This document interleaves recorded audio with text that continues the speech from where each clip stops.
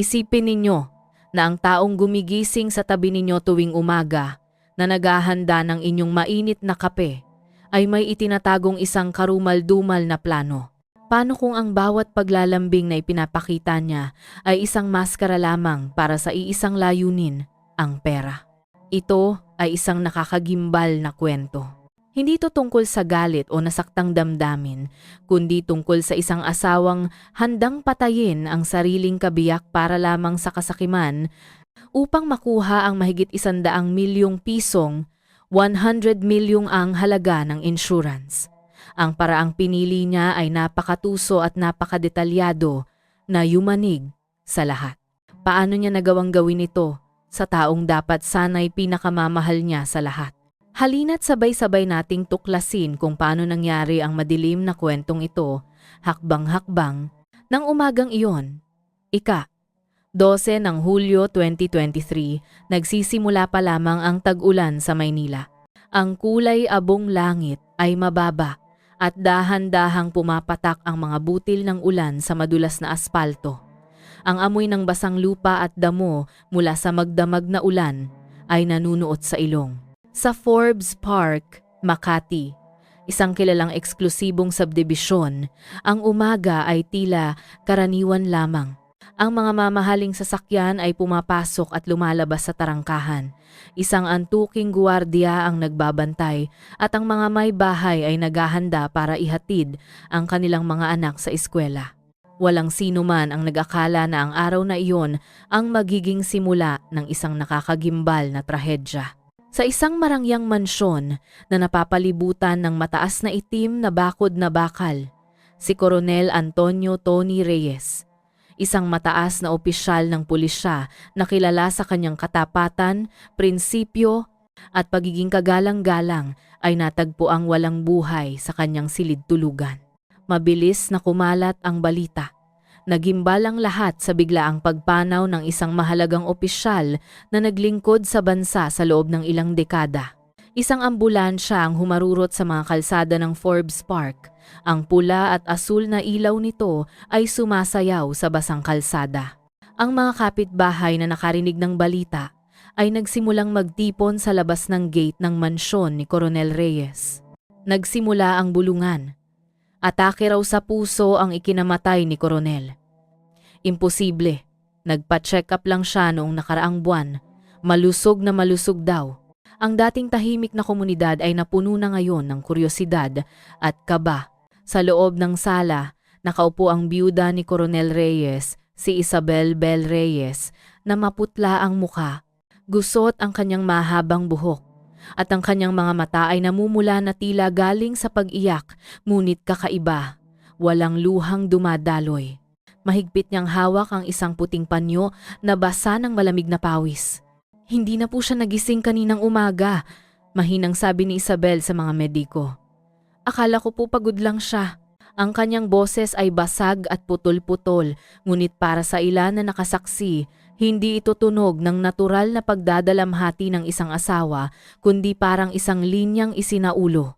Ang mas nakakagulat na katotohanan, isang araw bago ang kanyang pagkamatay, pumirma si Coronel Reyes sa isang life insurance policy na nagkakahalaga ng mahigit 100 milyong piso, 100 milyong piso. At ang nag-iisang benepisyaryo ng insurance na iyon ay walang iba kundi ang kanyang asawang si Isabel. Para sa ilan, ito ay isang napaka-perpektong pagkakataon. Dumating ang mga pulis sa pinangyarihan. Ang silid-tulugan ni Coronel Reyes ay napakalinis. Walang bakas ng anumang gulo o sapilitang pagpasok. Sa tabi ng kama, sa isang maliit na mesa, mayroong isang baso ng red wine na kalahati na lang ang laman at isang tasa na ngayong malamig na salabat, ginger, ang dalawang ordinaryong bagay na ito ang magiging susi sa mahabang investigasyon ng kasong ito. Samantala, sa labas ng bahay, patuloy pa rin ang mahinang ambon. Isang kapitbahay, si Aling Flora, ang nakatayo sa ilalim ng payong at bumubulong sa kanyang katabi. Kagabi, may nakita kong lalaking nakadilaw na kapote na pumasok sa gilid na gate ng bahay nila.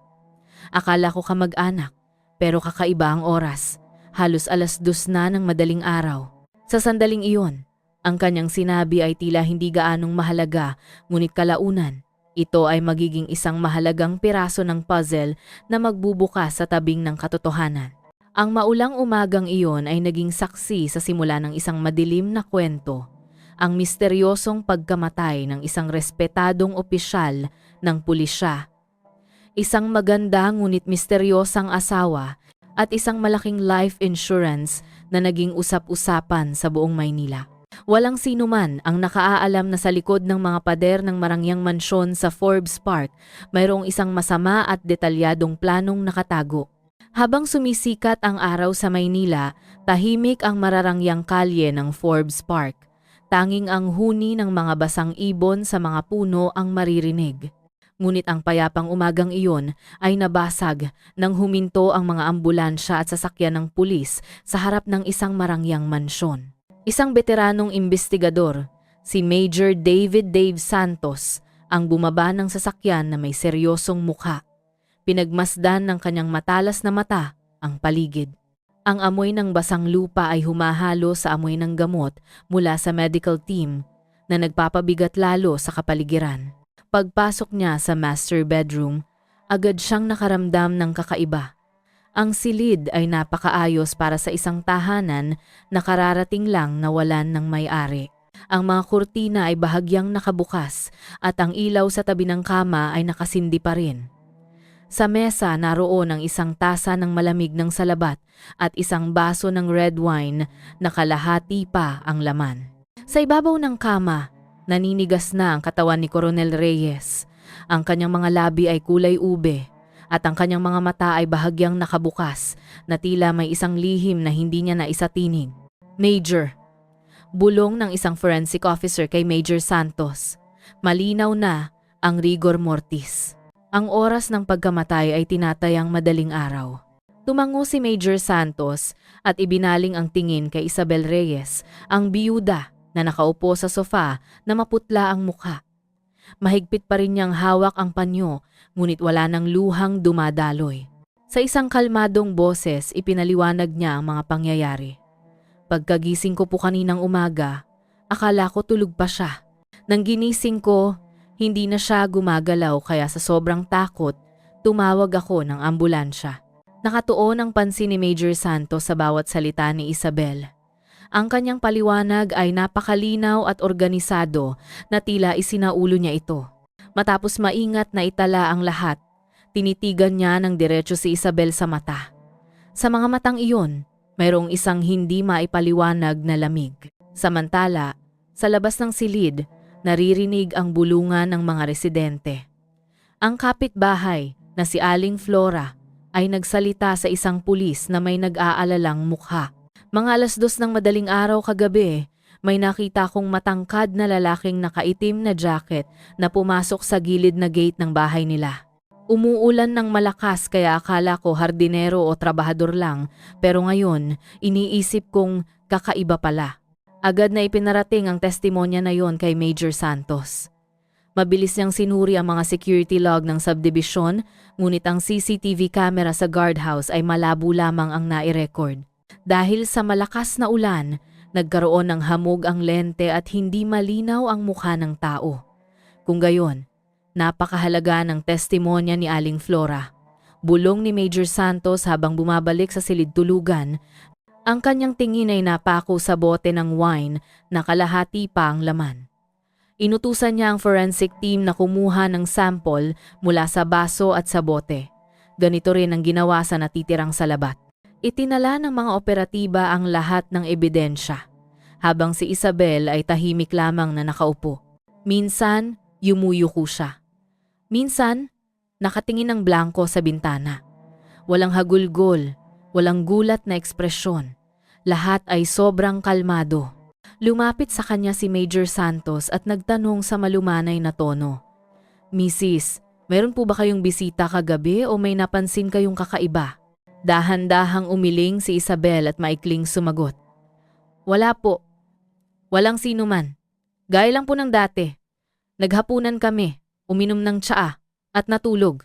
Ang sagot na iyon ay lalong nagpalakas sa hinala ni Major Santos.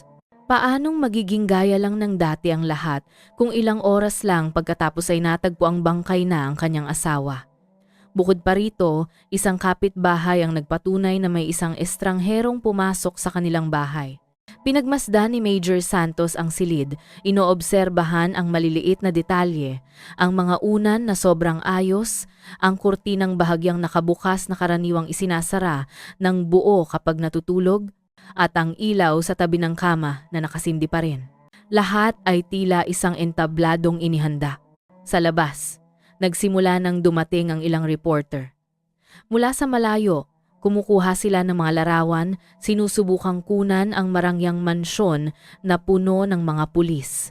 Lumakas ang bulungan ng mga residente. Ang ilan ay nagtataka, ang ilan ay kinikilabutan. Bumulong si Major Santos sa kanyang sarili. May itinatago ang bahay na ito. At kailangan kong malaman kung ano iyon bago mahuli ang lahat. Nagsimula ng dumilim sa Maynila. Ang kulay abong langit ay tila nagdaragdag sa mabigat na kapaligiran sa mansyon ng pamilya Reyes.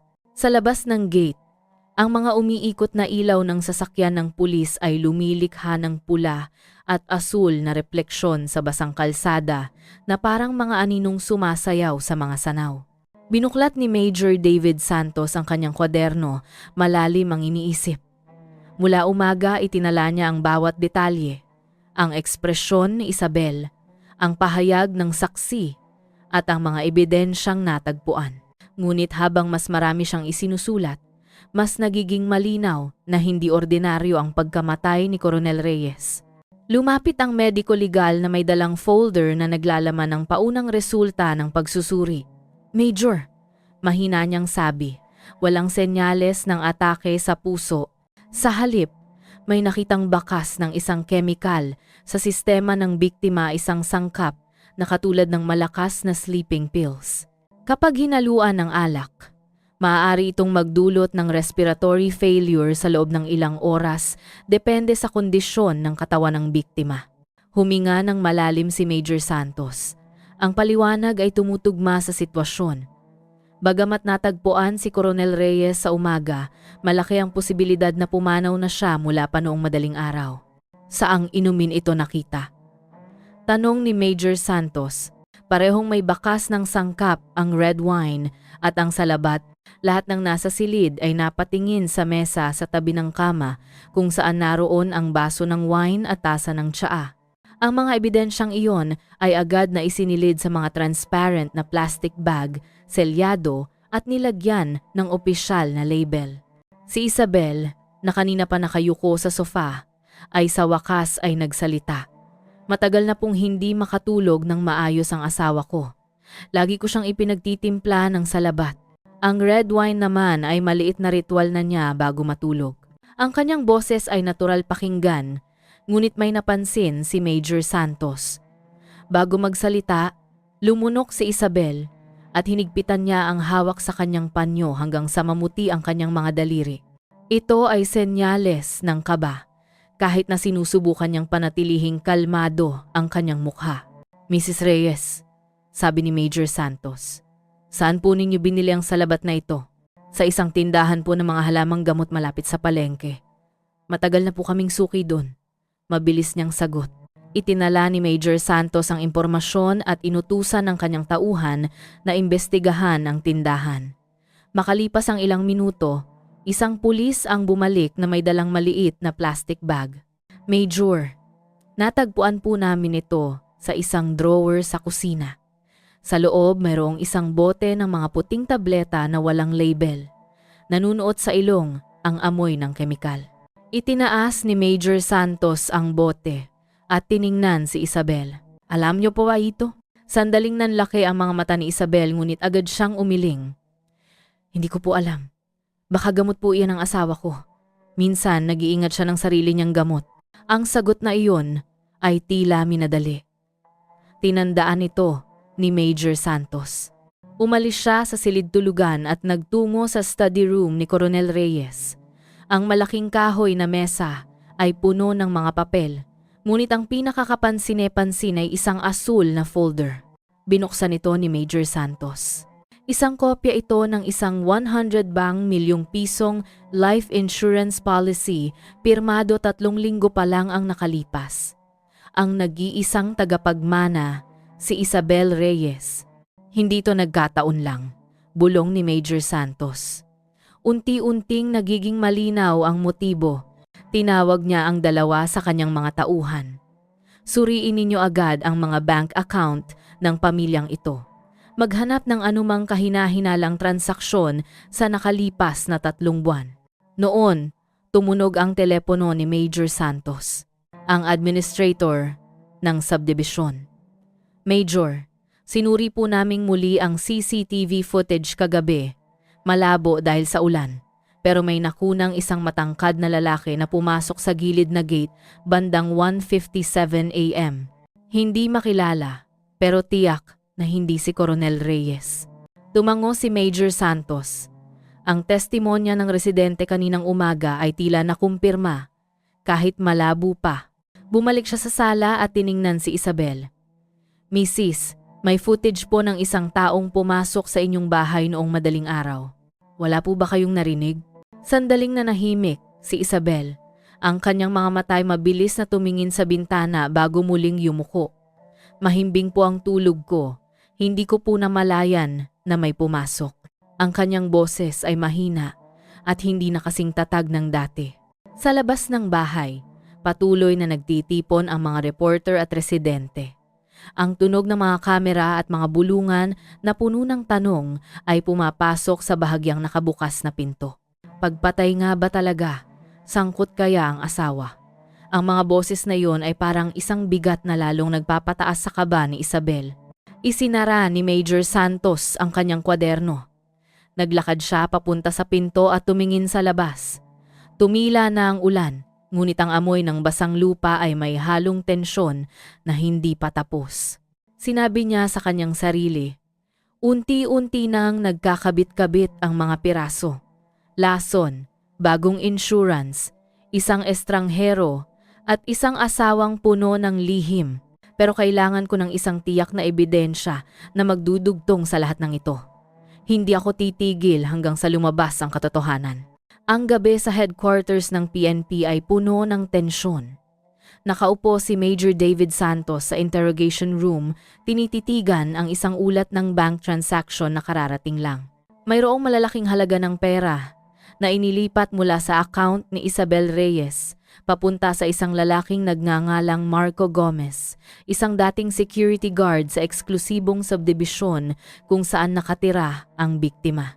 Ang halaga ay umabot sa 5 milyong piso, isang halagang imposibleng ituring na simpleng tulong lamang. Kinabukasan, nagtungo si Major Santos, kasama ang 2 tauhan sa isang simpleng apartment sa Pasig City. Isang lalaking nasa unang bahagi ng kanyang 30s. Matangkad at matipuno si Marco Gomez ay tila nagulat nang tawagin ang kanyang pangalan. Nang buksan niya ang pinto, nanginginig ang kanyang mga kamay at umiiwas siyang tumingin sa mga mata ng mga pulis. Walang pagtutol siyang sumama sa presinto. Sa interrogation room, nakaupo si Marco Gomez na maputla ang mukha. Hindi siya agad ginipit ni Major Santos. Ipinakita niya lamang ang mga bank transfer slip, 5 milyong piso. Sapat na to para makabili ng isang maliit na bahay. Paano mo to masasabing simpleng pautang o tulong lang? Matagal na nanahimik si Marco bago sa wakas ay nagsalita sa nanginginig na boses. Ilang beses po humingi ng tulong si Mrs. Isabel. Sabi niya, personal na bagay lang daw po. Tumanggi siyang magbigay ng karagdagang detalye, ngunit ang malamig na pawis sa kanyang noo ay nagpapakita ng kanyang takot. Hapon nang muling ipinatawag si Isabel para sa karagdagang tanong. Sa pagkakataong ito, mas pagod ang kanyang itsura, ngunit pilit pa rin niyang pinapanatili ang kanyang kahinahunan. Nang tanungin ni Major Santos kung bakit siya nagpadala ng malaking pera kay Marco Gomez, mahusay niyang sinagot na tinutulungan lamang niya ang isang matagal ng kaibigan. Tahimik na nakinig si Major Santos bago idiniin na hindi maliit na halaga ang 5 milyon at imposibleng dahil lang ito sa simpleng awa. Bumuntong hininga si Isabel, sandaling yumuko at nagsalita. Ayoko na po sanang palakihin ang isang personal na issue. Matalas ang tingin ni Major Santos. Naramdaman niyang ang sagot na iyon ay napakalinis, na tila isang linyang isinaulo. Ngunit pinigilan niya ang sarili at hindi siya direktang inakusahan. Sa kanyang isipan, itinala niyang lahat ng kilos ni Isabel ay tila isang pag-arte para protektahan ang kanyang imahe. Nagsimula ng banggitin ng online news ang kasong ito at naramdaman na ang panggigipit mula sa publiko. Dahil dito, kailangan nilang maging mas maingat sa investigasyon. Nang gabing iyon, matapos ang lahat ng interogasyon, mag-isang naupo si Major Santos sa kanyang opisina. Ang malabong ilaw ay nagbibigay liwanag sa mga nagkalat na tala at ulat sa kanyang mesa. Ang pangalang Marco Gomez ay malinaw nang nakaugnay kay Isabel hindi lamang sa pamamagitan ng pera, kundi pati na rin sa kanilang nakaraan sa iisang subdibisyon. Ang malabong CCTV, ang kahina-hinalang transaksyon at ang sobrang kalmadong kilos ni Isabel, lahat ay nagsimulang bumuo ng isang pattern. Alam ni Major Santos na ito ay simula pa lamang at mayroon pang isang layer ng lihim na kailangan nilang tuklasin. Isinara niya ang folder, huminga ng malalim at tiningnan ang madilim na gabi ng Maynila sa labas ng bintana. Tahimik siyang nangako sa sarili. Hindi ako titigil hanggang sa mabuo ang lahat ng piraso ng katotohanan. Iba ang pakiramdam ng umaga sa Maynila. Ang magdamag na mahinang ulan ay nag-iwan pa rin ng amoy ng basang lupa at ang mga kalsada sa paligid ng PNP headquarters ay nagsimula na namang maging abala. Sa loob ng isang opisina, nakatitig si Major David Santos sa isang computer screen, paulit-ulit na pinapanood ang CCTV footage na nakuha mula sa bahay ni Coronel Reyes. Nang i-zoom in niya ang ilang frame, nakita niya ang anino ng isang matangkad at matipunong lalaki na tumatawid sa likod bahay bandang 2:00 ng madaling araw. Mabilis ang kilos at hindi malinaw ang mukha, ngunit sigurado si Major Santos na si Marco Gomez iyon. Ilang sandali pa, sa ibang kuha, nakita si Isabel na lumabas mula sa silid tulugan, may dalang isang maliit na kahon. Huminto siya sandali sa sala. Inilagay ito sa ibabaw ng isang mesa at naglakad muli ng may matigas na ekspresyon. Ipinahinto ni Major Santos ang video sa puntong iyon. Ang maliit na kahon na iyon ay maaaring maging susi sa buong misteryo. Hapon nang bumalik ang forensic team sa bahay ni Coronel Reyes para sa karagdagang pagsisiyasat. Pagkatapos ng masusing paghahalughog sa kusina, natagpuan nila ang isang halos walang laman na bote ng sleeping pills sa isang aparador. Ang bote ay may opisyal na label ng reseta mula sa isang botika sa Makati. Agad na itinala ang numero ng reseta at ang doktor na nagreseta nito ay ipapatawag sa lalong madaling panahon. Samantala, sa ibabaw ng mesa ni Coronel Reyes, mayroong isang kwaderno. Sa mga huling pahina, may mga maikling ngunit mabibigat na pangungusap na nakasulat. Kung hindi ko pinirmahan ang insurance policy na iyon, ano kaya ang gagawin niya? Paulit-ulit na binasa ni Major Santos ang pangungusap at naramdaman niya ang kilabot. Ang tala na iyon ay malinaw na nagpapakita na ang biktima ay naghihinala na sa kanyang asawa. Ngunit alam niyang hindi sapat ang motibo. Kailangan niya ng isang tanikala ng ebidensya na magdudugtong sa lahat. Ang sleeping pills, ang CCTV footage, ang daloy ng pera, at ang papel ng ikatlong tao. Pagsapit ng gabi, muling ipinatawag si Isabel. Pagod na ang kanyang mukha, ngunit pilit pa rin niyang pinapanatili ang kanyang hitsura. Nang tanungin ni Major Santos tungkol sa bote ng sleeping pills, mabilis siyang sumagot. Sa asawa ko po yan. Matagal na po siyang hindi makatulog ng maayos. Tumango lamang si Major Santos at inilabas ang isang kopya ng tala ni Coronel Reyes. Sandaling namutla si Isabel, ngunit agad niyang sinubukang bawiin ang kanyang kahinahunan. Siguro po nagkamali lang ng pag-intindi ang asawa ko. Madali po siyang ma-stress. Mahina niyang sabi. Ang sagot na iyon ay napakalinis, na tila isinaulo. Tahimik siyang pinanood ni Major Santos. Itinatala ang bawat body language niya. Ang pilit ng ngiti, ang pag-aatubili bago sumagot, at ang bahagyang panginginig ng kanyang boses. Lahat ng ito ay senyales na may itinatago. Nang gabing iyon, matapos ang interogasyon, bumalik si Major Santos sa kanyang opisina. Isang mahinang usok ang umakyat mula sa sigarilyong matagal na niyang hindi hinihit-hit. Inisip niya ang mga nagkalat na piraso ng puzzle. Si Isabel na kahina-hinalang kalmado. Si Marco Gomez na tumanggap ng misteryosong pera. Ang tala ni Coronel Reyes na puno ng babala at ang CCTV footage na nagpapahiwatig ng pagkakaroon ng isang estranghero. Lahat ay magkakaugnay, ngunit may kulang pa, isang pag-amin. Sa labas, nagsimula na namang umulan. Ang ilaw ng mga poste ay sumasalamin sa basang aspalto. Napagtanto ni Major Santos na ang tunay na bagyo ay hindi pa nagsisimula at ang kasong ito ay kabubukas pa lamang ng unang layer nito. Isinara niya ang evidence file, huminga ng malalim at bumulong sa sarili. Bukas, kailangan kong mas gipitin si Marco Gomez. Siguradong mas marami pa siyang alam kaysa sa sinabi na niya. Kinabukasan, muling napuno ng tensyon ang interrogation room. Nakaupo si Marco Gomez sa bakal na upuan, naninigas ang katawan na tila nawalan ng lakas. Nakatitig siya sa sahig at paminsan-minsan ay gumagalaw ang kanyang mga labi ngunit walang tunog na lumalabas. Kagabi, inilipat siya sa isang pansamantalang selda at ngayon, ang kanyang mukha ay parang sa isang taong sumuko na. Dahan-dahang pumasok si Major David Santos at inilapag ang isang bunto ng mga dokumento sa mesa. Walang pagmamadali, binitawan niya ang isang matatag na pangungusap. Marco, nandoon ka sa bahay ni Coronel Reyes.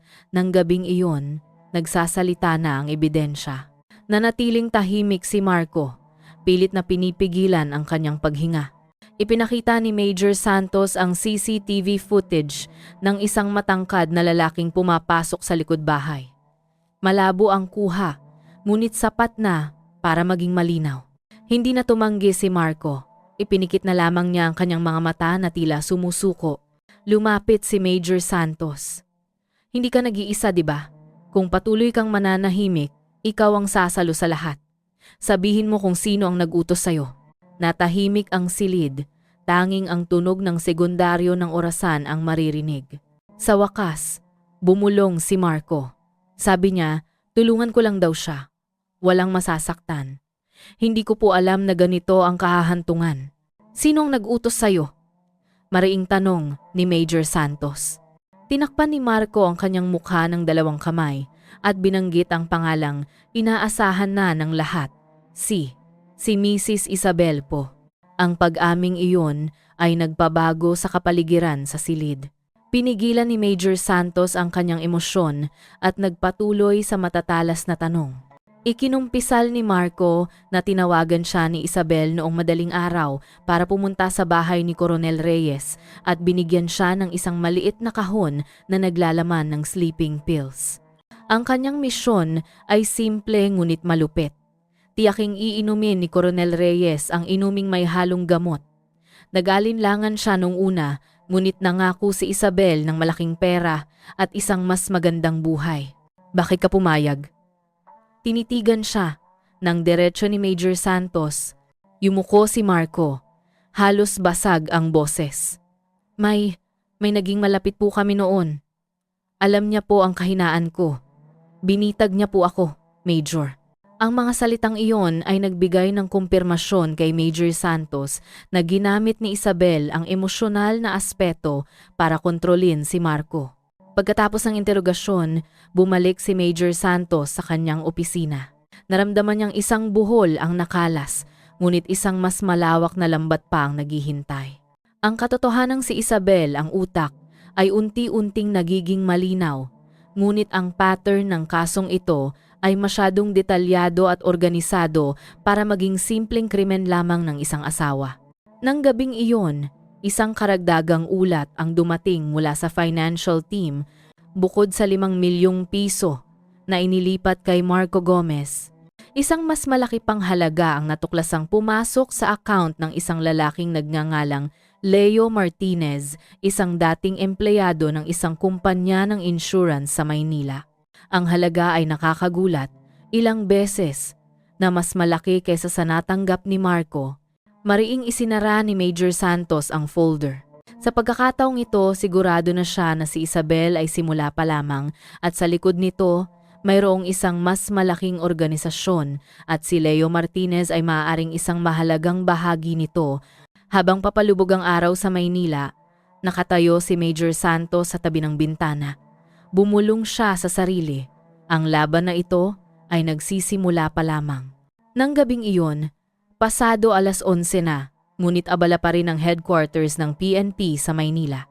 Ang mga ilaw ng fluorescent sa pasilyo ay nagbibigay ng isang maputlang liwanag sa mga pagod na mukha ng mga investigador. Ngunit si Major David Santos ay nanatili sa kanyang opisina. Sa harap niya, naroon ang isang dokumento na naglalaman ng mga bagong resulta ng pagsubaybay. Leo Martinez, isang lalaking nasa huling bahagi ng kanyang 30s, isang dating empleyado ng kumpanya ng insurance na natanggal sa trabaho dahil sa pagmamanipula ng data ng mga policy. Malinaw na ipinapakita sa ulat na ilang araw lamang bago ang pagkamatay ni Coronel Reyes, nakatanggap siya ng daan-daang libong piso mula sa account ni Isabel. Tinawag ni Major Santos ang dalawa sa kanyang mga tauhan. Imbestigahan ng lahat ng kilos ni Leo Martinez, mga account, mga tawag at kung sino ang mga nakilala niya noong nakaraang linggo. Alamin ang lahat. Kinabukasan, mabilis na kumilos ang team. Natuklasan sa pagsubaybay na si Leo Martinez ay hindi talaga walang trabaho pagkatapos matanggal. Bumuo siya ng isang madilim na network na nagmamanipula sa mga insurance claim, na memeke ng mga dokumento at nagsusupply pa nga ng mga partikular na gamot mula sa labas. Mukha siyang simpleng mamamayan, ngunit ang kanyang pamumuhay ay hindi tugma sa isang ordinaryong dating empleyado. Hapon nang mag-surveillance sila sa isang mamahaling condominium sa Ortigas. Sa parking lot, isang sports car ang nakaparada na hindi tugma sa kanyang pagkakakilanlan. Nang malakas na katukin ang pinto, sinubukan ni Leo Martinez na tumakas sa pamamagitan ng balkonahe, ngunit napalibutan na ng mga pulis ang gusali. Sa huli, dinala siya sa presinto na may posas sa mga kamay. Pinagpapawisan ang kanyang mukha, ngunit pilit pa rin niyang pinapanatili ang kanyang kahinahunan. Iba ang kapaligiran sa interrogation room. Kung si Marco Gomez ay nagpakita ng kahinaan, si Leo Martinez ay tuwid na nakaupo. Matalas ang kanyang tingin at may bahagyang ngiti sa kanyang mga labi. Isa lang po akong consultant. Kapag may lumalapit, tinutulungan ko silang ayusin ang mga papeles at tumatanggap ng bayad. Ano po ang problema doon? Kampante niyang sabi. Malamig siyang tiningnan ni Major Santos. Nakatanggap ka ng daan-daang libong piso mula kay Isabel Reyes. Ano ang dahilan? Bahagyang tumawa si Leo Martinez at sumandal sa upuan. Kung ipapaliwanag ko, malamang hindi na ako makakalabas ng buhay sa silid na ito. Maniwala ka sa akin, Major, ang nakikita mo ay maliit na bahagi lang ng malaking yelo. May mas malalaking tao sa likod ko. Ang mga salitang iyon ay nagpatahimik sa silid. Hindi na siya ginipit ni Major Santos at pinigilan ang sarili. Napagtanto niyang iba si Leo Martinez kay Marco Gomez. Ang lalaking ito ay hindi isang takot na tauhan, kundi isang sanay na manlalaro na bihasa sa pagbubura ng mga bakas. Hindi siya madaling masisira sa direktang pagtatanong. Habang lumalalim ang gabi, lalong tumalas ang isipan ni Major Santos. Alam niyang kailangan niyang palawakin ang direksyon ng investigasyon. Si Isabel ay hindi lamang isang tusong asawa na naghahangad ng yaman, kundi bahagi ng isang planong kinasasangkutan ng mga taong may karanasan sa financial manipulation. Si Leo Martinez ay isang buhol lamang, hindi ang dulo ng tali. Nakatayo si Major Santos sa tabi ng bintana, tinitingnan ang malabong kalangitan ng Maynila. Bumulong siya sa sarili. Ang larong ito ay mas malalim pa kaysa sa inaakala ko. At ang susunod na hakbang ay magiging mas mapanganib. Nang hapong iyon, muling napuno ng tensyon ang interrogation room. Si Isabel Reyes ay nakaupo na nakakrus ang mga braso. Kalmado pa rin ang kanyang mukha na tila hindi apektado. Ngunit sa likod ng kahinahunan na iyon, Nararamdaman ni Major David Santos na may itinatago siya. Mrs. Reyes, mababa ngunit matatag ang boses ni Major Santos. Sinuri namin ang inyong bank account. May kahina-hinalang transfer sa isang account na konektado kay Leo Martinez. Hindi maliit ang halaga. Paano niyo ito may papaliwanag? Bahagyang ngumiti si Isabel, na tila handa na ang sagot. Tinulungan ko lang po ang isang kakilala na may pinagdadaanan. Natural lang naman po sa isang asawa na magmalasakit sa kapwa, di ba? Hindi agad sumagot si Major Santos. Binuksan niya ang isang brown na folder at inilabas ang isang kopya ng insurance policy. Ang problema, ang transfer na ito ay ginawa ilang araw lamang matapos maaprubahan ang insurance policy sa pangalan ng inyong asawa. At ang halaga ng insurance na iyon ay umaabot sa 100 milyong piso. Hindi ba't masyadong nagkataon? Sa pagkakataong ito, sandaling nanahimik si Isabel. Yumuko siya sandali nang hindi tinitingnan ang mga dokumento. Mali ba para sa isang asawa na gustong siguraduhin ang kinabukasan ng kanyang mga anak? Desisyon po ng pamilya ang insurance. Huwag niyo pong palabasin na ako ang nagplano ng isang bagay. Lumapit si Major Santos. Matalas ang kanyang tingin. Kung gayon, maipapaliwanag niyo siguro ang audio recording na ito. Nagsenyas siya at isang technician ang nagplay ng isang audio file. Ang boses ni Isabel ay mahina ngunit malinaw na narinig. Siguraduhin mong magiging maayos ang lahat. Huwag mong hayaang maghinala siya. Pagkatapos nito, malaya na rin tayo. Nanigas ang mukha ni Isabel ngunit pilit niyang pinigilan ang kanyang ekspresyon. Hindi ko po boses yan. Kahit sino ay maaaring magmanipula ng isang recording. Siyempre. Maikling sagot ni Major Santos.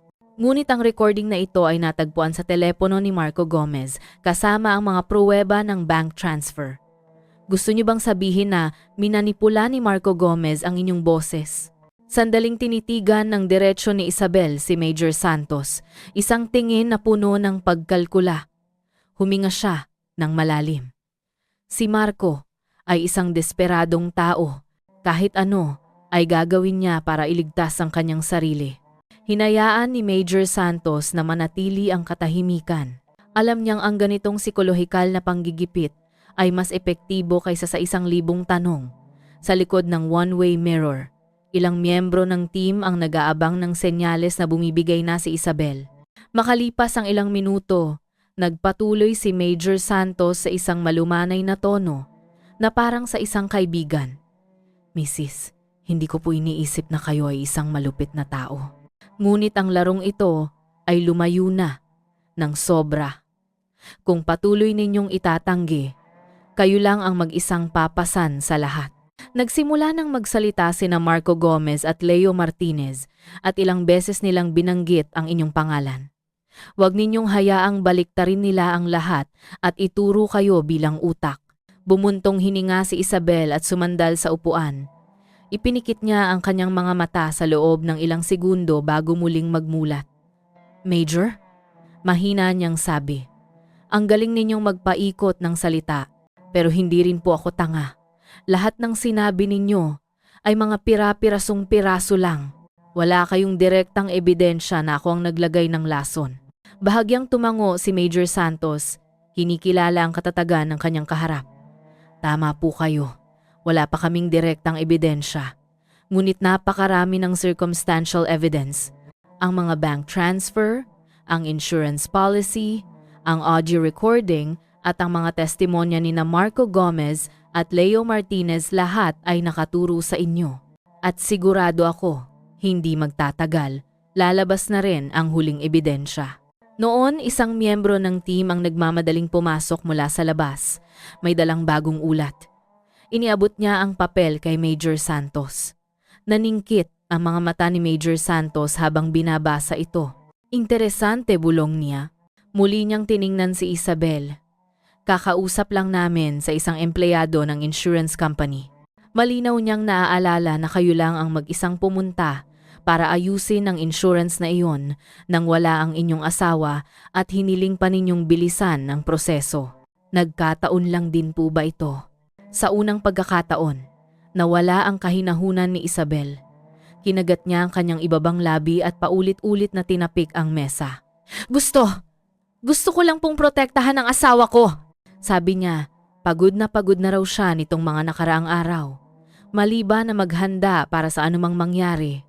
Sumandal si Major Santos at mahinang sinabi, walang mali kung puro ang intensyon. Ngunit kung ang insurance na iyon ay bahagi ng isang malaking plano para burahin ang isang tao sa inyong buhay para sa pera, iyon ay isang krimen. At ang mas malungkot pa, iyon ay isang pagtataksil sa pamilya.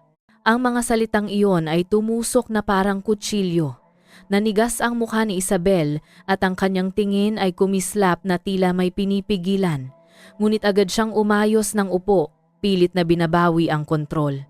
Kahit ano ay maaari ninyong sabihing, Major. Ngunit tandaan ninyo, hindi ako nag-iisa sa kwentong ito.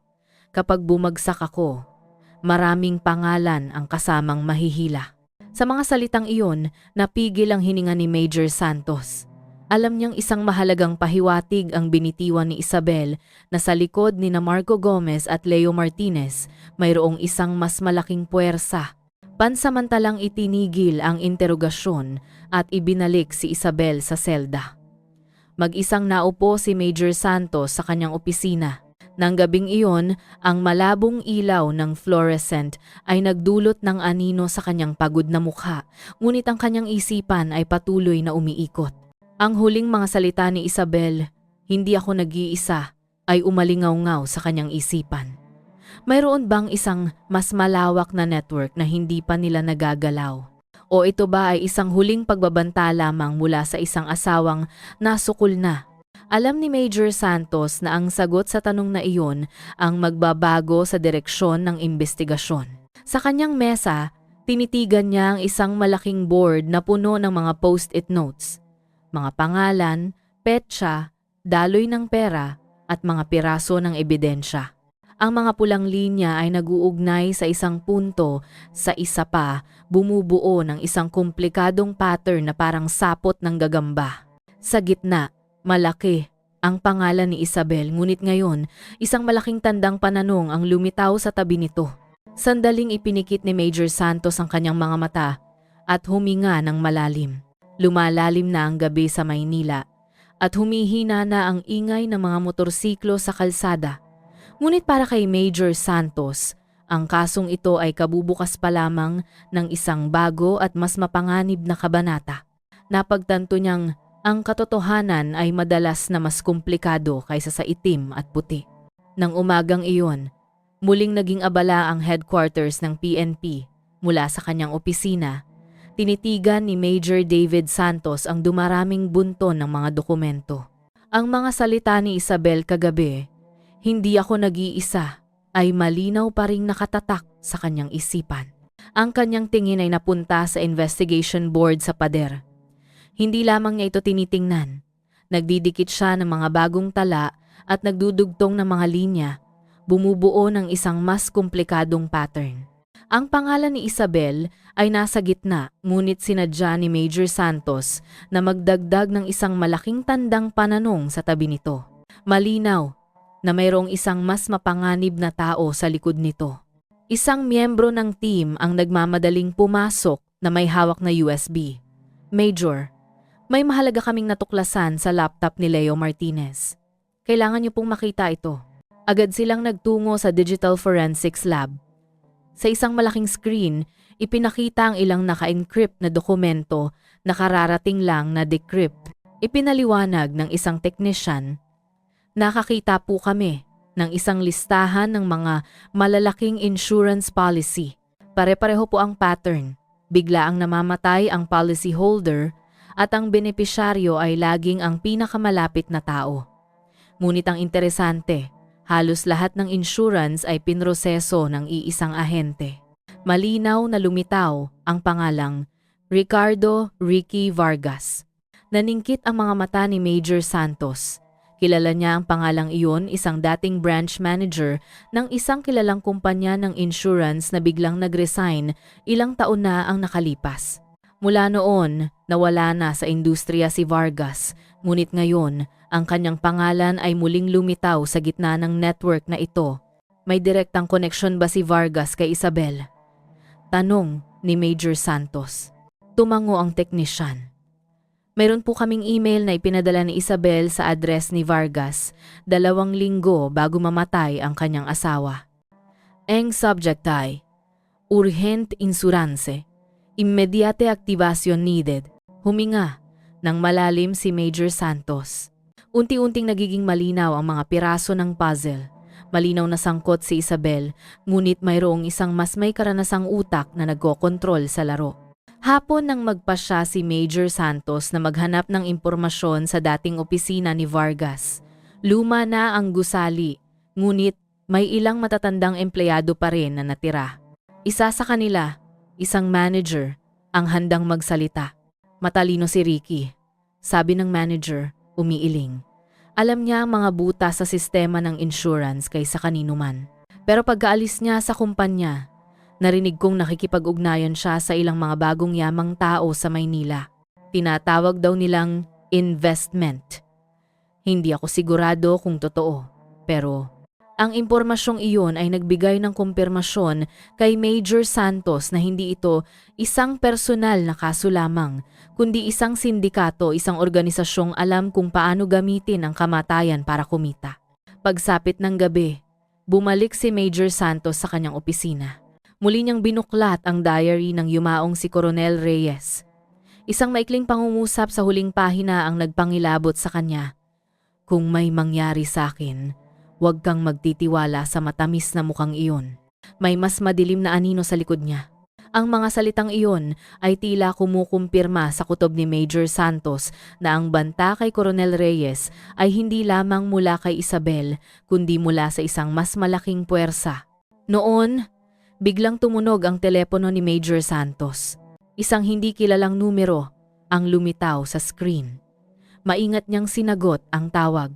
Major Santos! Bumulong ang isang boses sa kabilang linya. Dating empleyado po ako ni Ricardo Vargas. May alam po akong mahalaga pero hindi ko masabi sa telepono. Kung gusto ninyong malaman kung sino talaga ang nagkokontrol sa lahat ng ito, makipagkita po kayo sa akin bukas, 10:00 ng umaga, sa isang coffee shop malapit sa BGC. Pakiusap po, huwag kayong magsama ng kahit sino. Nasa panganib din po ang buhay ko. Bago pa man makapagtanong si Major Santos, ibinaba na ang tawag. Sandali siyang nakatitig sa telepono, nararamdaman ang lamig na gumagapang sa kanyang likuran. Muli niyang tiningnan ang investigation board. Ang mga pulang linya na dating mukhang magulo ay tila tumuturo na ngayon sa isang bagong pangalan, Ricardo Vargas. Ngunit ang malaking tandang pananong sa tabi nito ay hindi pa rin nalulutas. Sumandal si Major Santos sa kanyang upuan at sandaling ipinikit ang mga mata sa labas. Nagsimulang basain ng mahinang ulan ang mga kalsada ng Maynila, sumasalamin sa mga kumikinang na ilaw ng lungsod. Bumulong siya ng mahina sa sarili. Bukas, maaaring magbago ang lahat. Nang umagang iyon, kulay abo ang kalangitan ng Maynila. Matraffic ang daan patungo sa Bonifacio Global City, ngunit hindi nawala ang focus ni Major David Santos. Ang tawag mula sa isang misteryosong lalaki kagabi ang nagpuyat sa kanya. Nagpasya siyang pumunta ng mag-isa nang walang kasama para sa lihim na pag-uusap. 9:55, pumasok siya sa isang maliit na coffee shop sa tabi ng BGC. Simple ang lugar at sinalubong siya ng amoy ng kape at bagong lutong tinapay. Naupo si Major Santos sa isang sulok, nakatalikod sa pader para maobserbahan ang buong lugar. Ilang sandali pa, isang lalaking nasa katanghalian ng buhay na nakasuot ng lumang jacket ang pumasok. Nagmamadali ang kanyang mga hakbang at ang kanyang mga mata ay balisang tumitingin sa kaliwat kanan. Lumapit siya at naupo sa tapat ni Major Santos.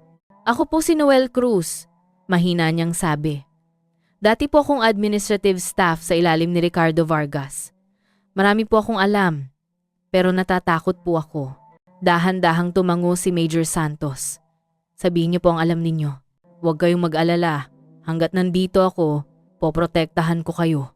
Huminga ng malalim si Noel Cruz at nagsimulang magsalita. Si Vargas po ay hindi lang isang dating manager. Nag-organisa po siya ng isang network. Ginagamit nila ang kanilang kaalaman sa insurance para magplano ng mga pagkamatay na magmumukhang natural, pagkatapos paghahatian nila ang pera. Isa lang po si Isabel Reyes sa maraming kliyente at si Coronel Reyes ay bahagi lang ng isang pattern na ilang taon nang nangyayari. Seryosong nakinig si Major Santos. Kinumpirma ng mga salita ni Noel na ang kasong ito ay mas malaki pa kaysa sa una nilang inaakala. Mayroon ka bang ebidensya? Sa nanginginig na kamay, kinuha ni Noel ang isang USB mula sa bulsa ng kanyang jacket. Ito po ay isang kopya ng mga lumang file na palihim kong kinuha. Naglalaman po ito ng listahan ng mga kahina-hinalang insurance policy, mga bank transaction at mga pangalan ng benepisyaryo. Ang ilan sa kanila ay tiyak na ikagugulat ninyo. Agad itong inilagay ni Major Santos sa isang folder. Bakit ngayon mo lang to sinasabi? Yumuko si Noel. Natakot po akong manahimik dati. Pero, nang marinig kong namatay si Coronel Reyes, napagtanto kong lumampas na sila sa linya. Bago pa man sila makapagpatuloy sa pag-uusap, biglang lumingon si Noel sa bintana. Nanigas ang kanyang mukha.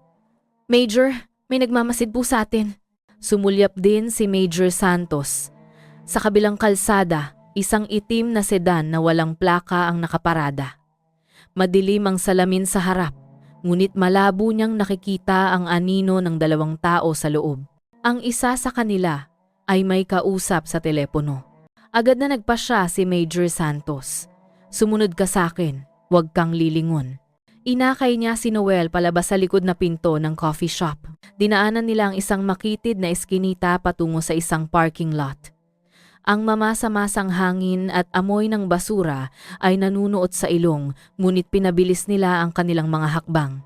Nang malapit na sila sa sasakyan ni Major Santos, narinig nila ang tunog ng gulong mula sa dulo ng eskinita. Ang itim na sedan kanina ay dahan-dahang pumapasok. Ang mga headlight nito ay nakakasilaw na nakatutok sa kanila. Sakay, itinulak ni Major Santos si Noel sa passenger seat at umupo sa driver's seat.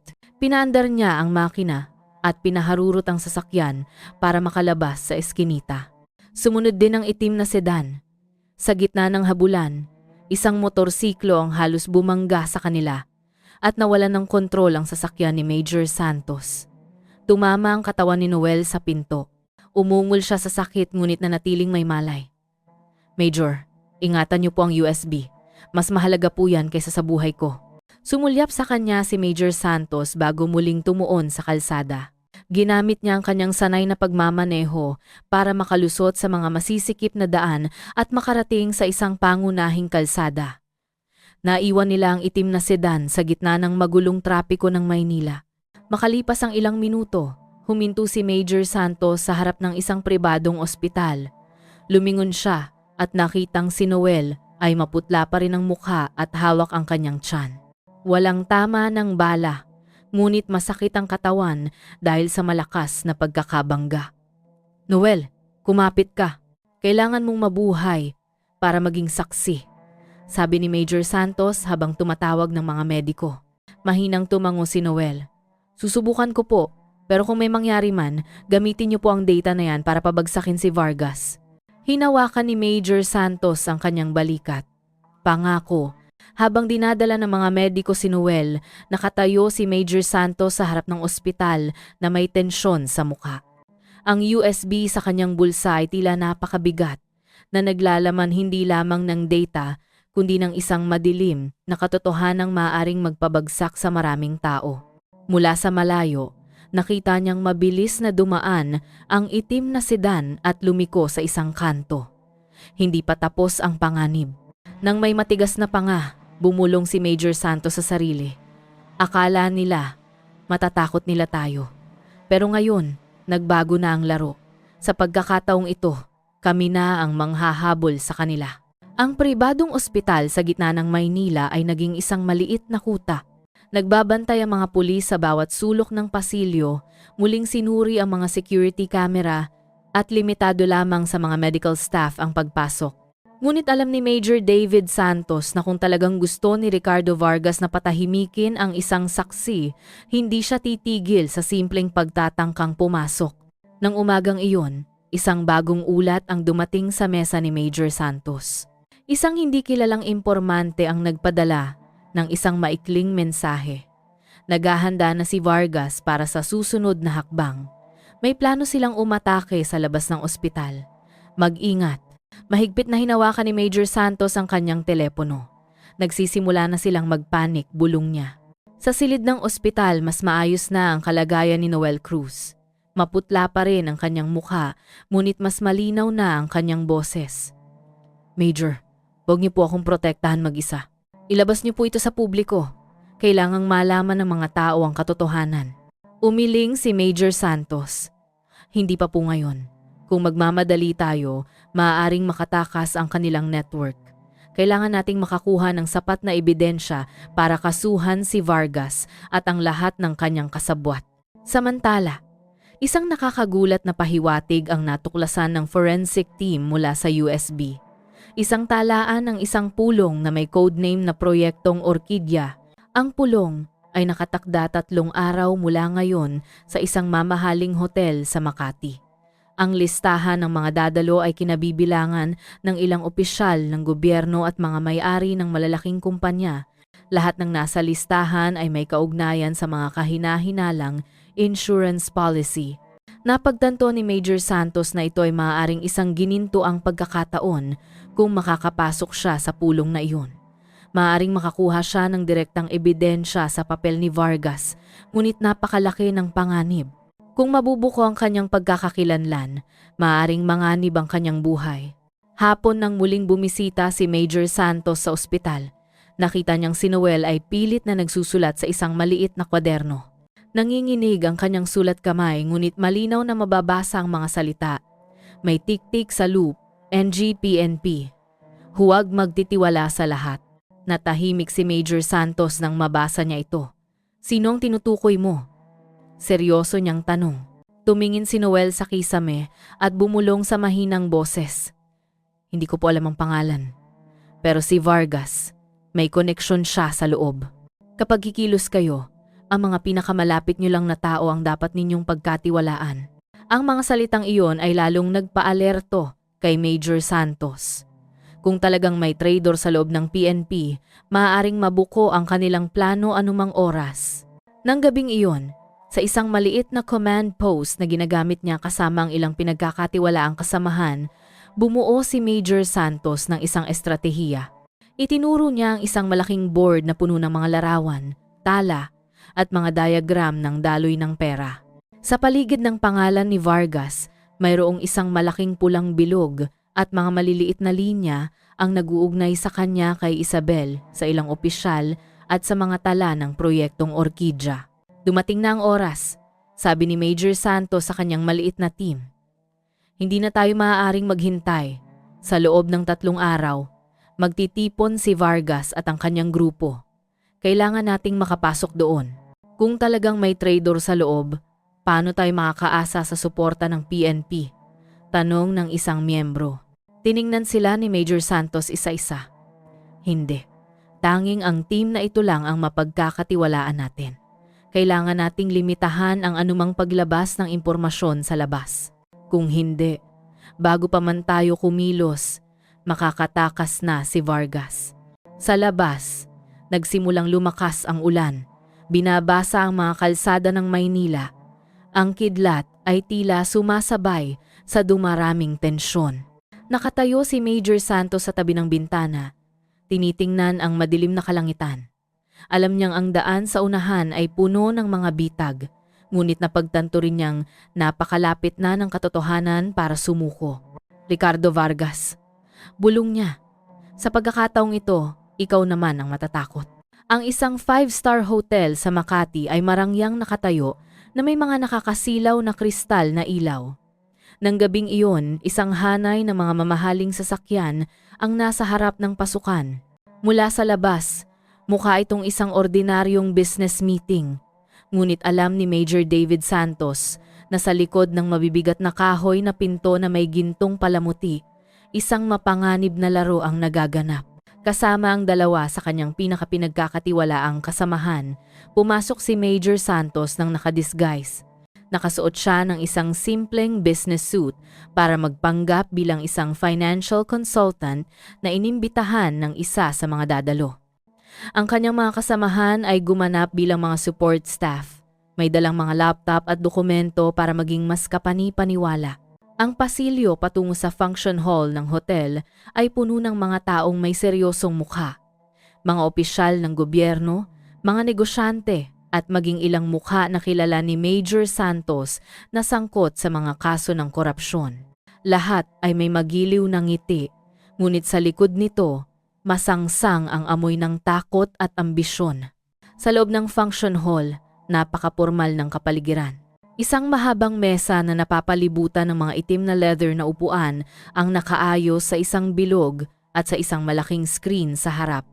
Nakasulat ang Proyektong Orquídea, pribadong sesyon. Makalipas ang ilang minuto, pumasok si Ricardo Ricky Vargas. Nakasuot siya ng itim na suit na may pulang kurbata at ang kanyang paglalakad ay puno ng kumpiyansa. Lahat ng mata ay agad na napunta sa kanya. Tila ay tinuturing siyang hindi lamang isang leader, kundi isang taong may hawak ng sagot sa kinabukasan ng kanilang network. Salamat sa inyong pagdalo. Umalingaw-ngaw ang boses ni Vargas, puno ng kapangyarihan. Ngayong gabi, hindi lang mga insurance policy ang pag-uusapan natin. Pag-uusapan natin ang kinabukasan at kung paano tayo lilikha ng isang sistemang hindi kailanman mabibigo. Bahagyang yumuko, si Major Santos, nagkukunwaring nagsusulat habang paminsan-minsang sumusulyap sa maliit na screen ng kanyang relo. Isang nakatagong kamera ang nagre-record ng lahat. Nagpatuloy si Vargas sa kanyang presentasyon. Ipinakita niya ang mga diagram ng daloy ng pera, mga estratehiya sa pagmamanipula ng medical data at maging ang mga kaso sa ibang bansa. Lahat ay ipinaliwanag na parang isang lehitimong negosyo, ngunit alam ni Major Santos na ito ay isa lamang ibang mukha ng isang malupit na krimen. Ngunit bigla, isang lalaking nakaupo malapit sa pinto ang tumayo.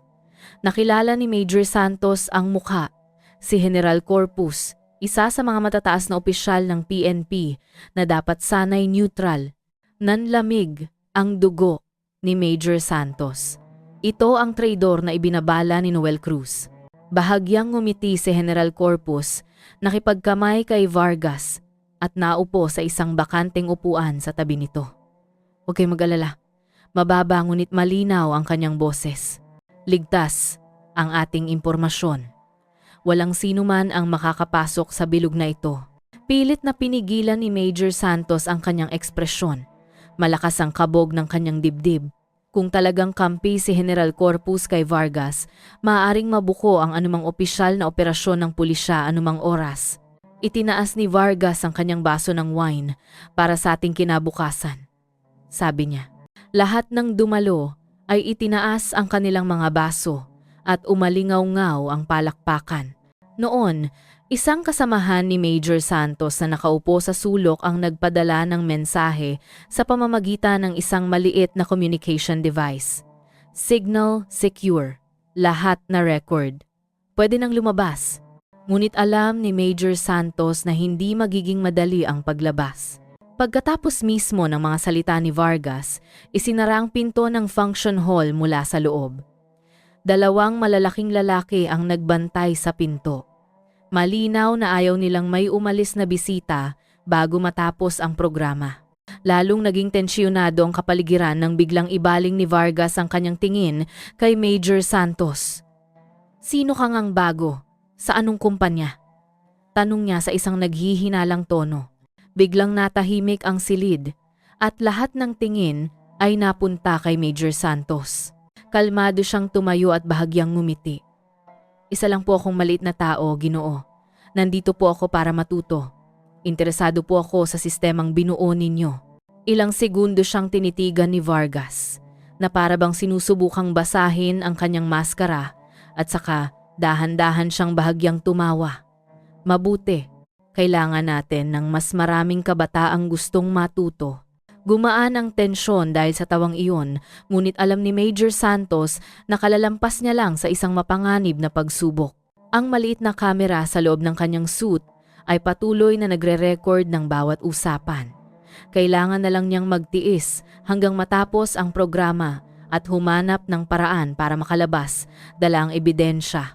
Ngunit kasabay nito, alam niyang isang maliit na pagkakamali lang at maaring hindi na siya makalabas ng buhay sa hotel na iyon.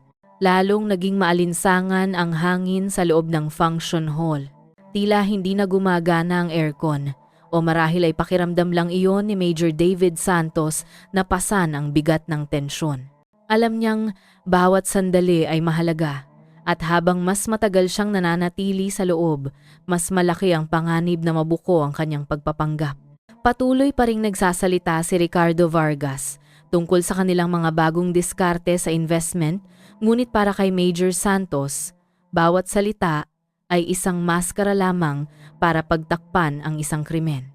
Ang maliit na kamera sa kanyang suit ay malinaw na naire-record ang lahat.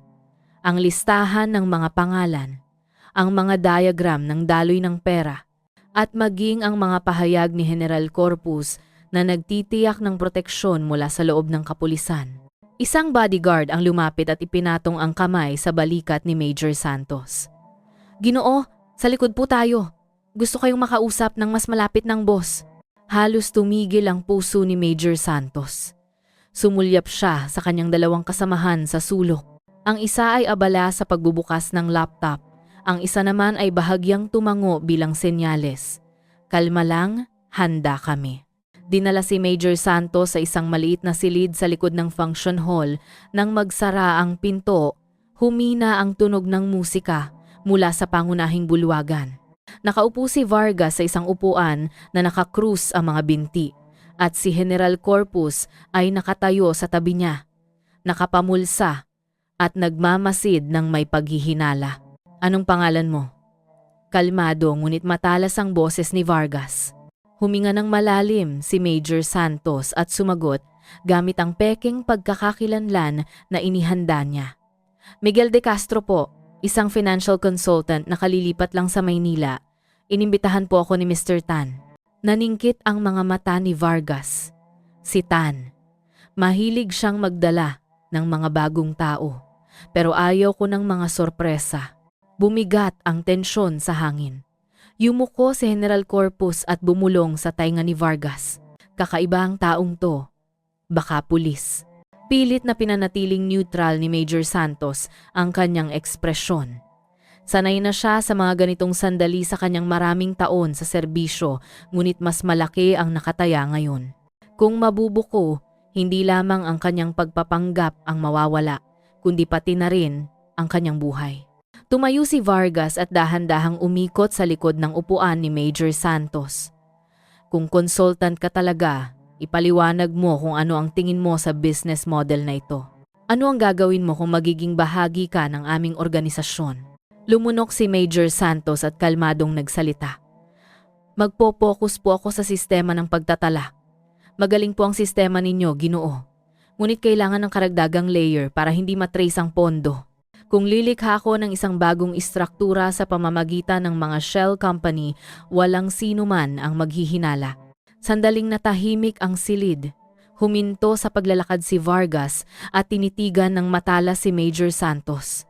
At bigla, gumiti siya. "Matalino ka." Bahagyang gumaan ang pakiramdam ni Major Santos. Ngunit bago pa man siya makahinga ng maluwag, isang mahinang putok ng baril ang narinig mula sa labas ng function hall. Lahat ng nasa silid ay automatikong napalingon. "Anong nangyayari?" sigaw ni Vargas sa kanyang tauhan. Isang radio mula sa bulsa ng isang bodyguard ang umingay. "Boss, sa labas po! Pinalilibutan ng mga pulis ang hotel!" Hinampas ni Vargas ang mesa. Punyeta! Sino ang nag-leak ng impormasyon? Tiningnan ni General Corpus si Vargas nang may matigas na mukha. "Wala akong natanggap na ulat, pero maaaring isa itong bitag." Alam ni Major Santos na ito na ang pagkakataon. Dahan-dahan siyang tumayo at tiningnan si Vargas. Mukhang may nag-leak mula sa loob, Ginoo. Mabilis na lumingon si Vargas. "Anong ibig mong sabihin? Sino?" Ngunit bago pa man may sumagot, sapilitang bumukas ang pinto. Pumasok ang mga miyembro ng Special Forces na armado. at ang mga ilaw ng kanilang flashlight ay nakakasilaw. PNP, huwag kikilos. Sumiklab ang gulo. Nagtakbuhan ang mga dumalo sa proyektong Orkidya, ang ilan ay sinusubukang sirain ang kanilang mga laptop at dokumento.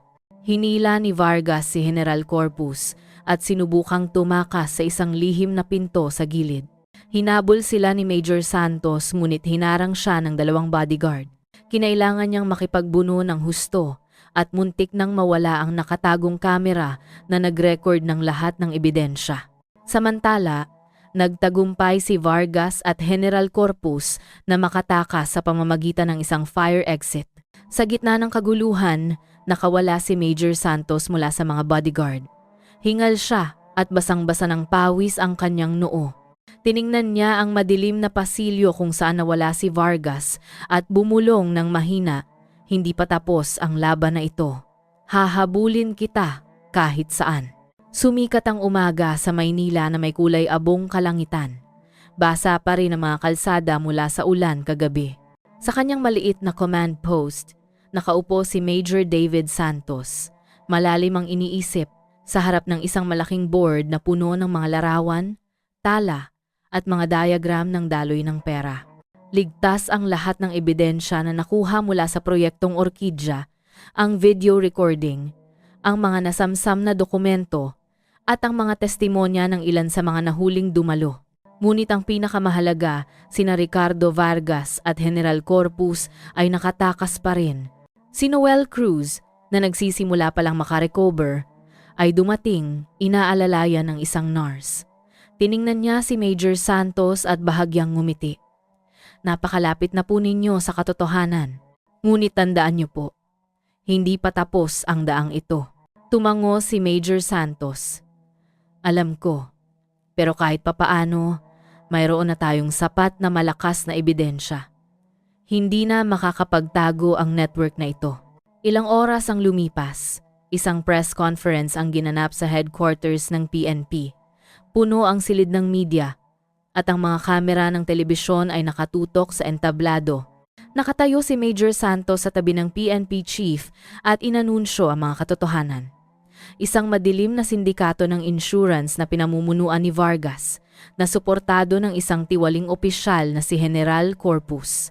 Nagimbal ang publiko. Mabilis na kumalat ang balita sa social media at ang mga tao ay nagalit ngunit kasabay nito nakaramdam ng ginhawa. Nagalit dahil sa katotohanang matagal na silang naloko at guminhawa dahil sa wakas may isang taong matapang na naglantad nito. Ngunit sa gitna ng papuri, nanatiling mabigat ang puso ni Major Santos. Alam niyang hindi mananahimik si Vargas. Ang taong iyon ay tuso at laging may paraan para makatakas. Nang lumitaw ang mukha ni Vargas sa mga screen ng telebisyon bilang pinakamahalagang wanted na tao para kay Major Santos, ito ay simula pa lamang ng isang bagong kabanata. Nang gabing iyon, nakatayo si Major Santos sa isang tulay sa ibabaw ng Ilog Pasig. Malamig ang hangin at kumikislap sa malayo ang mga ilaw ng lungsod. Pinanood niya ang ilog na dumadaloy, na tila tinatangay ang lahat ng lihim at kasalanan. Minsan, mas mabagal ang katapatan at hustisya kaysa sa panlilinlang, bulong niya. Ngunit sa huli, kailangang pagbayaran ng nagkasala. Tumunog ang kanyang telepono. Sa kabilang linya, mahina ngunit matatag ang boses ni Noel Cruz. Major, salamat po. Kung hindi dahil sa inyo, marahil ay wala na ako. Ipagpatuloy niyo po. Huwag kayong titigil hanggang sa ganap silang bumagsak. Bahagyang ngumiti si Major Santos. Pangako. Gaano man sila kalayo magtago, hahanapin ko sila. Ibinaba niya ang tawag at naglakad palayo, hinahayaang lamunin ng dilim ng gabi ang kanyang anino. Sa kung saang lugar, maaaring malaya pa si Vargas at maaaring may network pa si General Corpus. Ngunit isang bagay ang sigurado. Nagsimula nang lumabas ang katotohanan at kapag nabuksan na ang pinto, walang sino man ang makapagsasarang muli nito.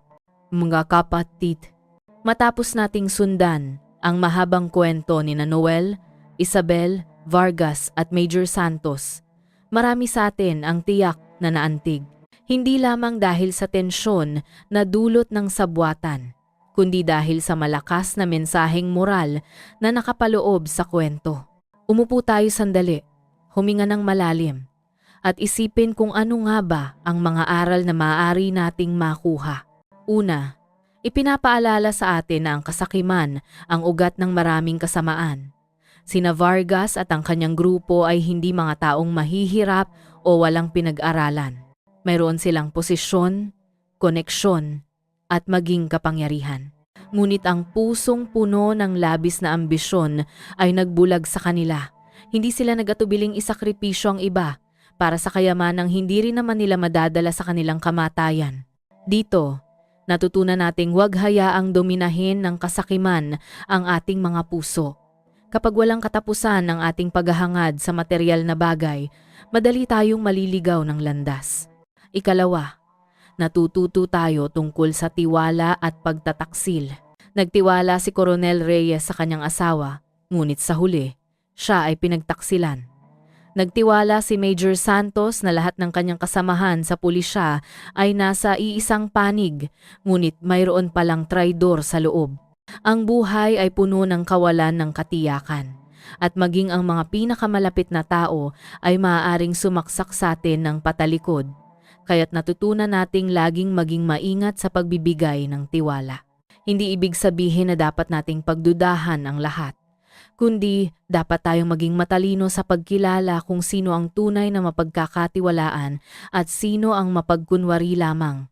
Ikatlo, ipinapakita ng kwentong ito ang kahalagahan ng katatagan ng loob at katapangan. Kung sumuko si Major Santos sa gitna ng daan, kung natakot siyang harapin si Vargas, kung umatras siya nang malaman niyang may traidor sa loob ng PNP, hindi kailanman lalabas ang katotohanan. Dito, natutunan nating ang katapangan ay hindi ang kawalan ng takot, kundi ang pagpapatuloy sa kabila ng takot. Maaaring hindi tayo haharap sa isang insurance mafia tulad ng sa kwento, ngunit araw-araw, hinaharap natin ang mga hamon ng buhay. Mahirap na trabaho, hirap ng ekonomiya, at maging mga problema sa pamilya. Ang katapangan na magpatuloy iyan ang nagiging dahilan upang tayo ay maging tunay na nagwawagi. Ikaapat, ipinapaalala sa atin ang halaga ng tunay na kalayaan. Inangkin ni Isabel na ginawa niya ang lahat para sa kalayaan para makawala sa pagkakakulong sa isang pamilya. Ngunit sa huli, ang kalayaang natagpuan sa maling paraan ay nagbunga lamang ng isang bagong kulungan. Ang kulungan ng pagkakasala, ang kulungan ng batas, at maging ang isang literal na kulungan. Dito, maaari nating matutunan na kung nakakaramdam tayo ng bigat sa buhay, dapat tayong humanap ng tamang paraan para makawala, makipag-usap sa ating asawa, humingi ng payo sa ating mga magulang, o mas lumapit sa Diyos. Huwag nating hayaang ang ating pagkauhaw sa kalayaan ang maging dahilan ng ating pagkasira. Ikalima, binubuhay din ng kwentong ito ang ating kamalayan sa kahalagahan ng batas at hustisya. Marahil ay nakita na tayo ng mga balita kung saan ang isang kaso ay tila naglalaho na lang, o kung saan ang isang mayaman o opisyal ay kayang bilhin ang kanyang kalayaan. Ngunit ang kwentong ito ay nagbibigay ng pag-asa. Hanggat may mga taong tulad ni Major Santos, mga investigador, hukom, mamamahayag, at maging mga ordinaryong mamamayan na matapang na nagsasalita, hindi mamamatay ang hustisya. Maaring mabagal kumilos ang hustisya, ngunit palagi itong darating. Ika-6, natututo tayo tungkol sa pamilya at tunay na pag-ibig. Si Coronel Reyes ay naging biktima dahil sa kanyang taus-pusong pagmamahal sa kanyang asawa. Ngunit ang kanyang pag-ibig ay hindi sinuklian ng tapat. Marami sa atin, hindi ba't madalas nating nakakalimutang pahalagahan ang ating asawa, magulang o mga anak. Minsan, abala tayo sa trabaho, abala sa pag-abot ng ating mga pangarap, at nakakalimutan nating ang ating pamilya, ang ating pinakamahalagang yaman. Kaya't gamitin natin ang kwentong ito bilang isang paalala na wag nating hintayin mawala ang mga taong nakapaligid sa atin bago natin mapagtanto ang kanilang halaga. Ikapito, naghahatid din ang kwentong ito ng mensahe tungkol sa lakas ng panalangin at pag-asa. Nang si Noel Cruz ay nasa bingit ng kamatayan, nagkaroon pa rin siya ng pagkakataong mag-iwan ng mensahe para kay Major Santos. Ang kanyang maliit na pag-asa na lumabas ang katotohanan ay naging isang apoy na patuloy na nag-alab sa puso ng investigador. Ganoon din tayo. Hindi laging umaayon sa ating inaasahan ng buhay. Ngunit huwag tayong tumigil sa pagdarasal at pag-asa. Ang pag-asa ang gasolina na nagbibigay sa atin ng lakas para malampasan ang mga bagyo. Mga kapatid, sa panahong tulad ngayon, madalas tayong natutukso sa mga bagay na madalian mabilis na pera, kapangyarihan o panandaliang kasiyahan. Ngunit maniwala kayo, lahat ng ito ay walang kahulugan kung nakuha sa maling paraan. Sa kabaligtaran, mas masaya ang mabuhay ng simple na may payapang isipan. Linangin natin ang 3 bagay sa ating sarili. Una, katapatan. Dahil sa katapatan, makakatulog tayo sa gabi ng walang takot. Ikalawa, katapatan. Dahil kung wala ito, ang pag-ibig at pagkakaibigan ay isang dula-dulaan lamang. At ikatlo, katapangan. Dahil sa katapangan, kaya nating harapin ang lahat ng darating. Sa lahat ng manonood na tapat na sumubaybay sa kwentong ito, inaanyayahan ko kayo. Pag-isipan natin kung mayroon bang bahagi sa ating buhay na nagsisimula ng lumihis, kung mayroong maliit na kasakiman na hindi natin namamalayang lumalaki sa ating puso.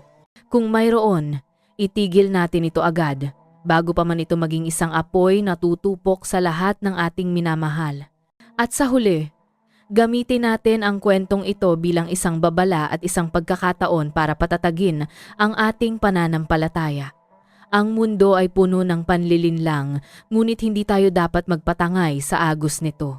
Panghawakan natin ng mahigpit ang mga halaga ng pamilya, tradisyon at mga aral na ipinamana sa atin ng ating mga magulang. Dahil sa huli, ang nagpapasaya sa atin ay hindi ang yaman o posisyon, kundi ang isang malinis na puso at isang makabuluhang buhay. Maraming salamat sa inyong pakikinig hanggang sa huli. Kung sa tingin ninyo ay nagbigay ng mahalagang aral ang kwentong ito, mangyaring ibahagi ito sa inyong mga kaibigan o pamilya, magpaalalahanan tayo sa isa't isa upang wala ng sinuman ang mahulog sa bitag ng kasakiman tulad ni Vargas at ng kanyang mga kasamahan. Naway laging sumaatin ang kalusugan, kapayapaan at pagpapala sa bawat hakbang. Tandaan, maaring maantala ang katotohanan, ngunit hindi ito kailanman maglalaho.